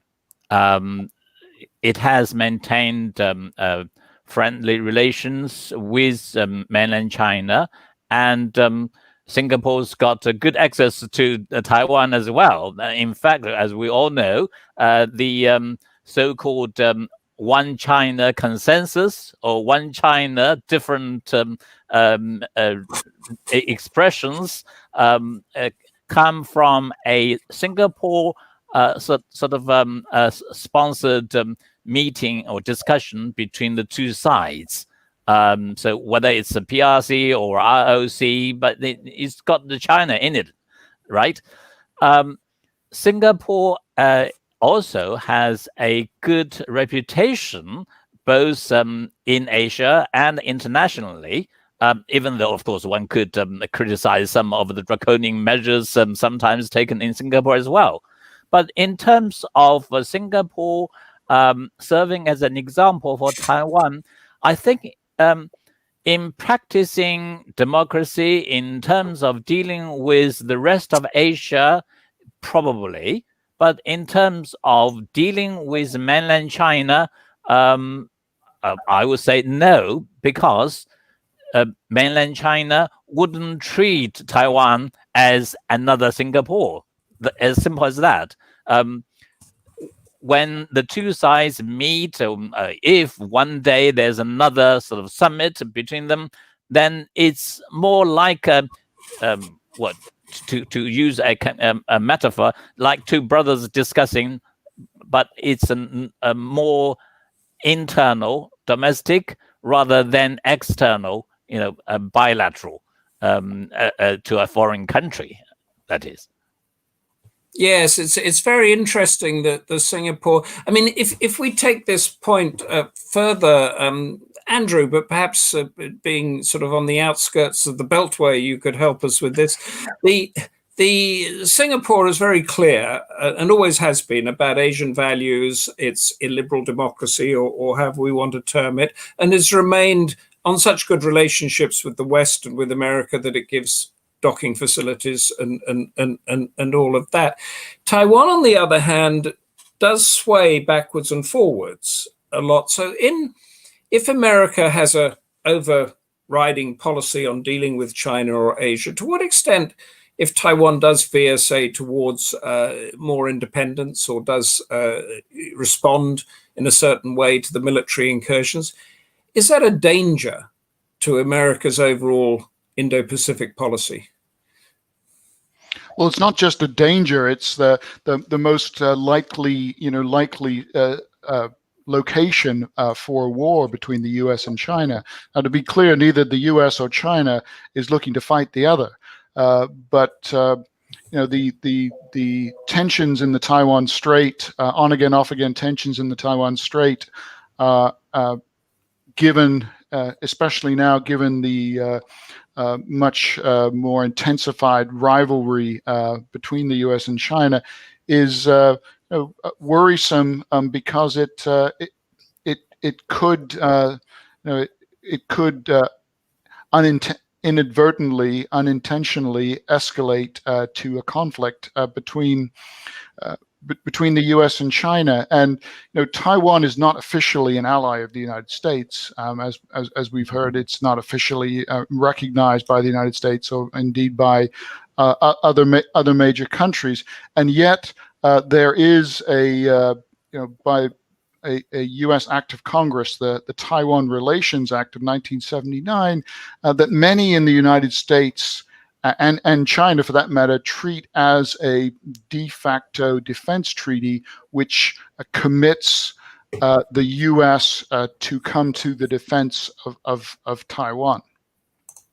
Yes, it's I mean, it's a bit. I mean, there was an election, I think it was 2004 in Taiwan or something, where the DPP was pushing the independent, wanted a seat at the United Nations, and got a sharp rap over the knuckles from George W. Bush to back off.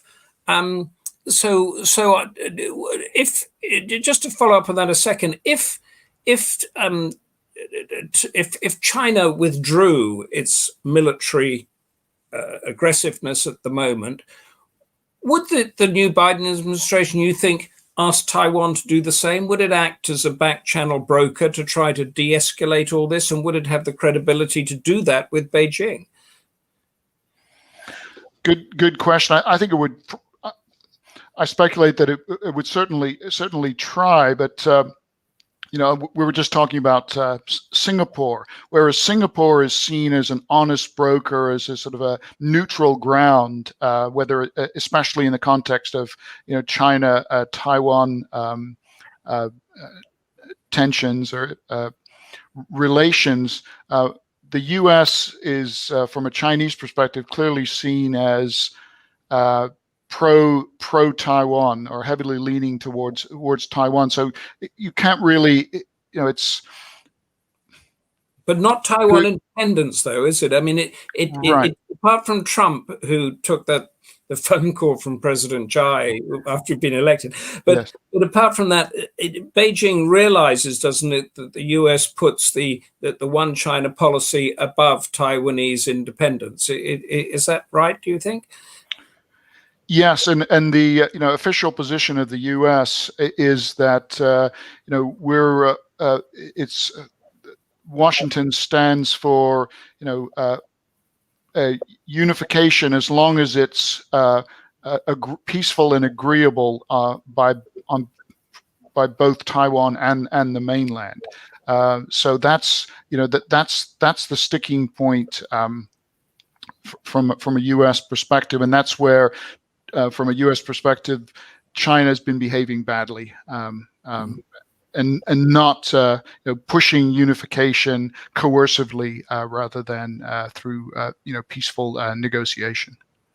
Shirong Chen, again, I'm clustering some questions together, but can we turn that around, the question that I asked Andrew, into what extent does what is happening with Taiwan impede, aggravate, or help China's overarching policy of what it wants to achieve on the world stage and what it wants to achieve in its growing predominance in the Asia Pacific? And is there internal debates in Beijing for telling the sort of the Taiwan hawks, as it were, to sort of soften down a bit because we need to do this with Pakistan or this with the Maldives or something else? I think it's fair to say there's a sizable people in government who want to maintain peaceful, practical relationship with Taiwan, but sometimes the foreign policy or the voices of Beijing sometimes are influenced by domestic audience. If they see or they are seen to be weak, for example, the recent arms sale from the United States to Taiwan, it's all over the social media, and then the foreign ministry is obliged to say something. and military, being military, would want to show their muscle somehow. And so, sorry to interrupt, but this supersedes whatever they need to achieve with Belt and Road or with Xinjiang or with Hong Kong, or the Taiwan issue will punch through, will it?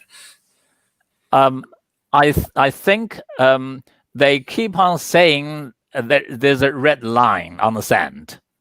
So far as Taiwan is concerned, that's the key of the key interests in for China.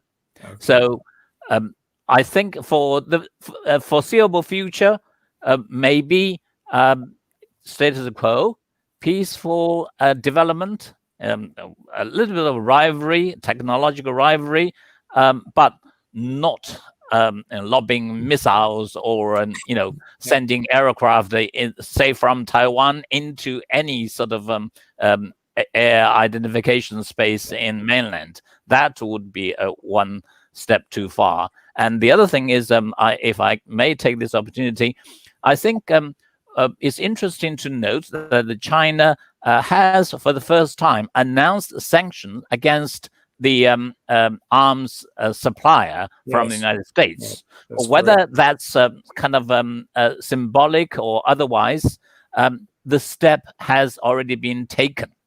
Now, we were just talking about whether it's possible for the United States to make compromises. As China grows stronger, both economically and militarily, one could foresee that if China say, well, sanctions, then the arms and delivery there, what are you going to do? Then something may happen in the form of the Cuban Missile Crisis. Yeah, exactly. Thank you for that. I just wondered, we're going in a few minutes to Barry Gardiner, to the president of the Democracy Forum and former shadow International Trade Secretary, and he's here. But I just wanted to go through all three of you, very quick answer to this, because the question of this debate is whether China has impeded the rise of Asia. And it struck me that the two success democratic stories in Asia have both been front to front with their enemies. There's Taiwan and China, and South Korea and North Korea. Both of those have become successful economies and democracies. And does this antagonism between China and Taiwan keep America's focus on the Indo-Pacific? So rather than hindering it, has it helped it? I just want to go through very quickly, very short answers. George, you first. Help or hinder? You forced me to twist my arm and force me to choose in just a sort of a minute or two. And I have to say hinder, right? Because if we think about what does Asia comprise? I mean, it comprises a very eclectic mix of countries by size, by political bent, by economic strength, and so on. And of course, there are going to be political leaders in countries that actually may sympathize and have empathy for China, or who feel that their economic ties are so intricate that they cannot be put at risk. On the other hand, as we've already discussed in some of the Q&A, I mean, there are democracies and maybe non-authoritarian countries in Asia. I mean, India, not to be sneezed at. I mean, it may not be of China's size from the point of view of GDP, but it is in terms of population, and is, I would say, beginning to emerge, much more kind of on the US rather than the Russian or Chinese side of the sort of geopolitical ledger.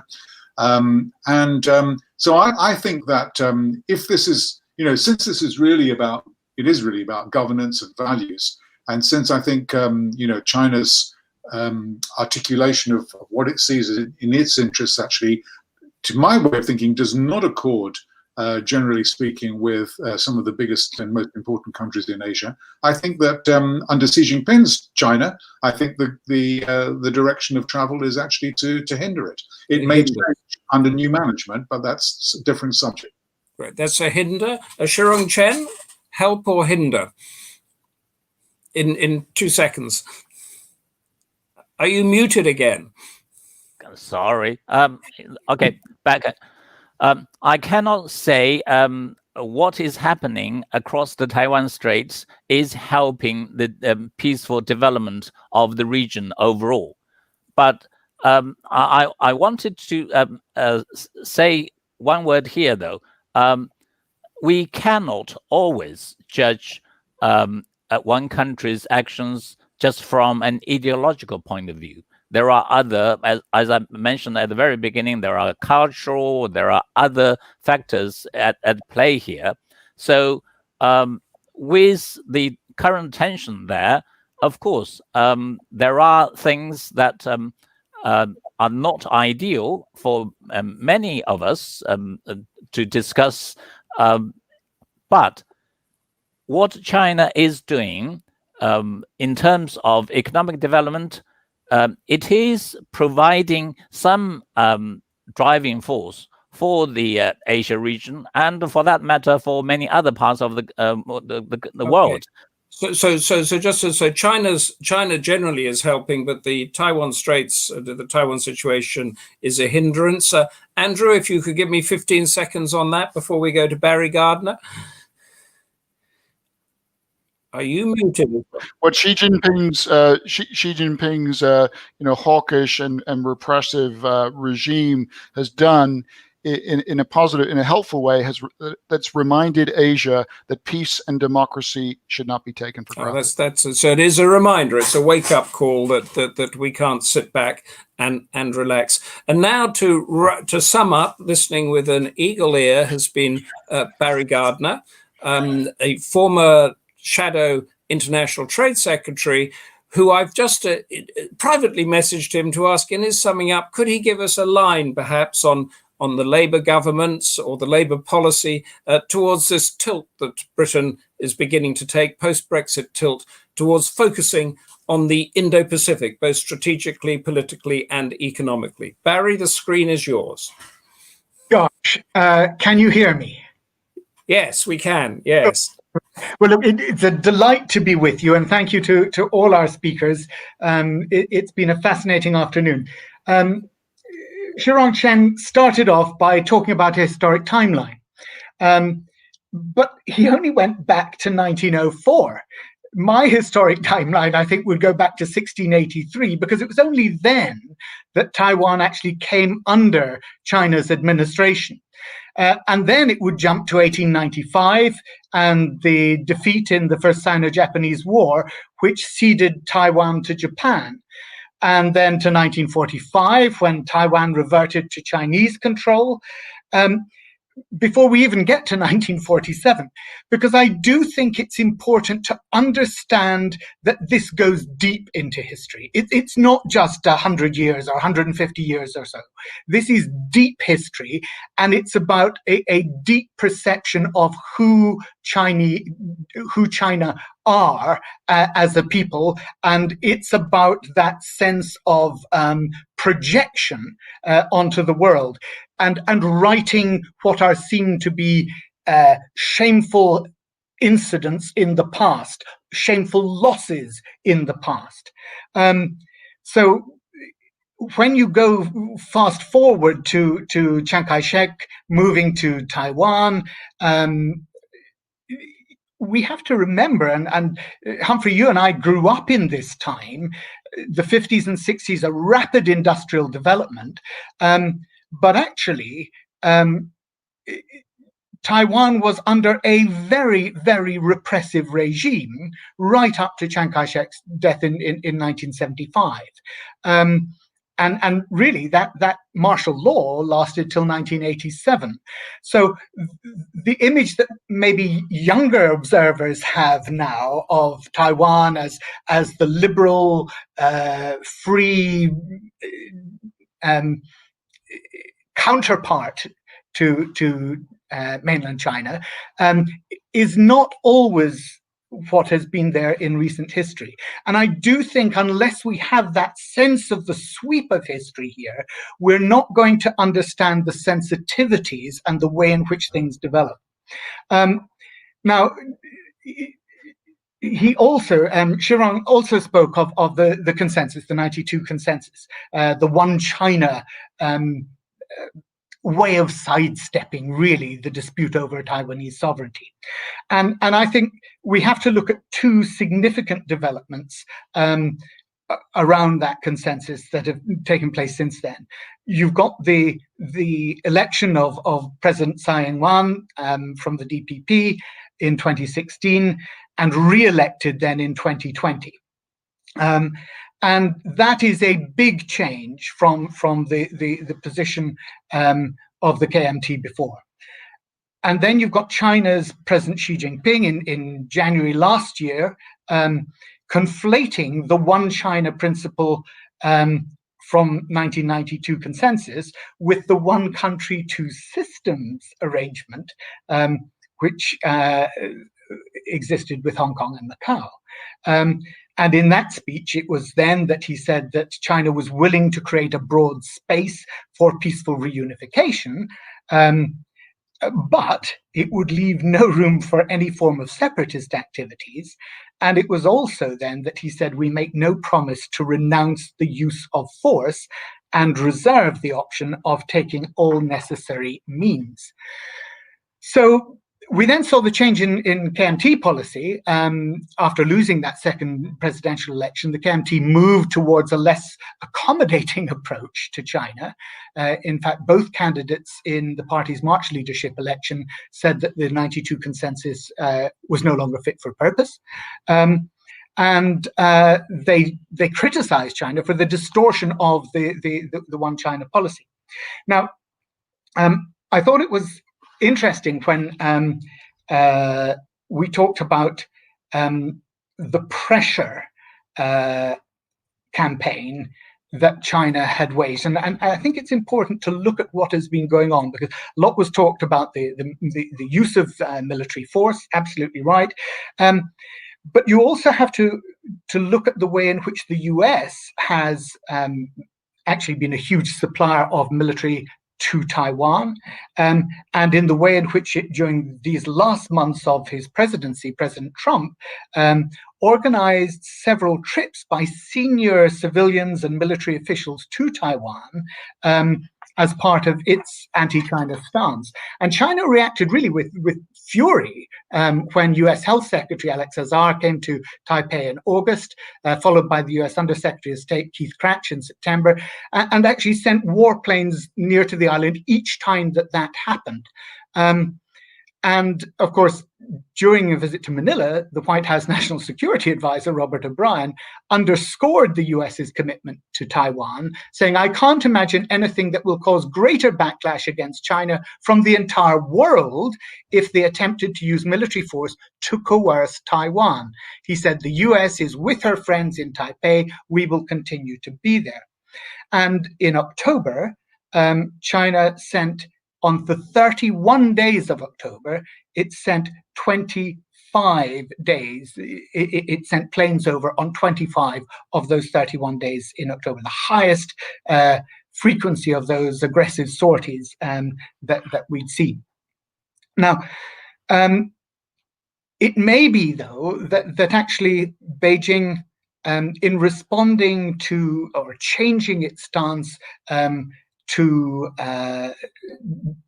towards the DPP and or the election of the DPP and President Tsai, maybe they've overlooked just how tempered President Tsai has actually been on the issues of national identity and cross-straits issues since taking office.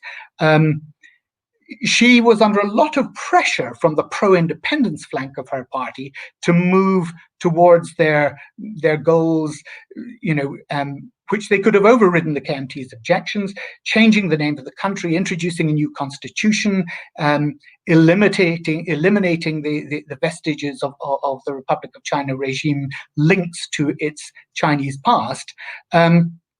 She didn't do that. she stuck to what was actually quite a centrist and pragmatic position. And in her inauguration speech, she said nothing about Taiwanese independence, but pledged to safeguard the constitutional order of the Republic of China, not Taiwan, and to cherish and sustain the cross-straits agreements of her predecessor, and to work to promote stability and peace. So I think it was really very interesting when Andrew Scobell talked about the dangers of misconception. And I think that's really relevant here, because there is perception, and we all know that perception is not necessarily fact, but perception is always a fact, and a factor that one has to take into consideration, take into account when understanding the way in which other parties to a negotiation or to a confrontation are going to see things.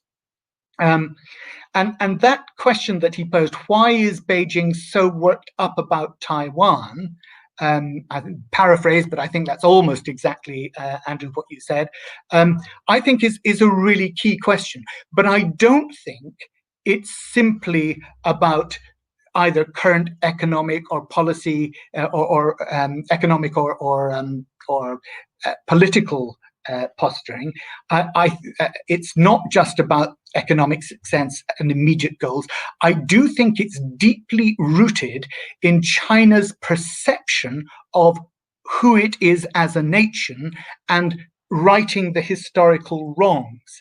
And we in the UK have obviously seen that as part of the negotiations that we had in terms of Hong Kong and Macau.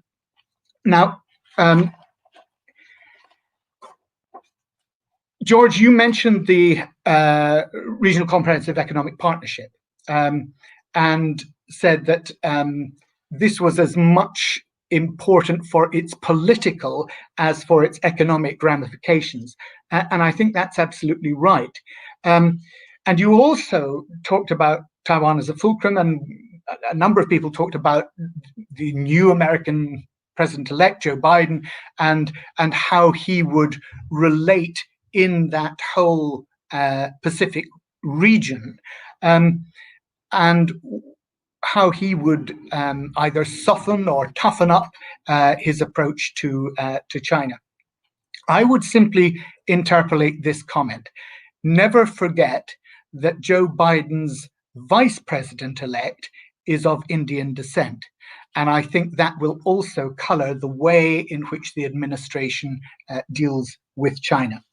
So the carrot and stick, a lot of carrot was applied during the KMT, a lot of stick has been applied during the DPP, but it hasn't really worked. And it's going to be very interesting to see where China goes now. A conflict over Taiwan would undermine all of China's other regional goals at a time when it's facing foreign policy setbacks on multiple fronts. And Beijing would have to assume involvement from the US and by extension from Japan. And I would say it's highly unlikely that the PLA actually has the ability to pull off a full-scale invasion. So I don't see military conflict as the likely outcome here. But I'm a great lover of opera. And Turandot by Puccini is one of my favorite operas. And there you have an all-powerful lover, the Princess Turandot, and a very weak counterpart, a very weak lover. And the twin pillars of that opera are around desire and revenge. And it seems to me that the opera concludes, of course, with Calaf ceding power over himself to the princess, in that he allows her to know his name and therefore to put him to death. And there's the rapprochement that then comes when she renounces that power. And of course, it's like, well, not all good offers. Often they die at the end. Here they don't. Here there is that rapprochement as the two lovers come together. And I hope what we may be able to look forward to in this very tumultuous historic relationship between China and Taiwan, Beijing, Taipei, is that ultimately it will not descend to the use of military force, to the use of power in that sense, but the wooing, the encouraging, will actually draw a conclusion that actually meets the aspirations of both sides. Thank you very much. Barry, thank you. I think your mention there of Turandot, which will share culture and values across the Indo-Pacific and Europe. So thank you for that optimistic summing up, at least not war. And I'd like to thank everybody involved in this. Lord Charles Bruce for opening it for us. Taiwan representative to the United Kingdom, Kelly Shea, who could only stay for a little bit of it. George Magnus, Andrew Scobell, Shirong Chen, thank you very much for bringing this into a great conclusion where I think, yes, it has impeded the strength of the institutions of Asia, but there are many nuances, operatic or not, that could bring it to a peaceful conclusion. And I'd just like to end, because we talked about Jinmin and the shelling there over the 1950s, and I have on my desk, I don't know if it works here, this ferocious looking knife. This knife has been made with the shell casings of Chinese shells that landed on Jinmen during the 1950s by a man called Maestro Wu. And tourists, including myself, go there and he'll make a knife for you exactly like this. And the inscription that you won't see on it here is, "Welcome to Jinmin from Mao with love." And the people that buy that knife in Jinmin are the busloads and busloads of Chinese tourists. So I think, Barry, your optimism and my experience of that, I hope holds out, and that the Taiwan-China question will be resolved along with all those other flashpoints in the Indo-Pacific. Thank you, everybody, for being here, wherever you are in the world. Thank you, Democracy Forum, for laying on yet another stimulating for me debate where my learning curve has gone up like this. And we have to go now. So goodbye. Thank you.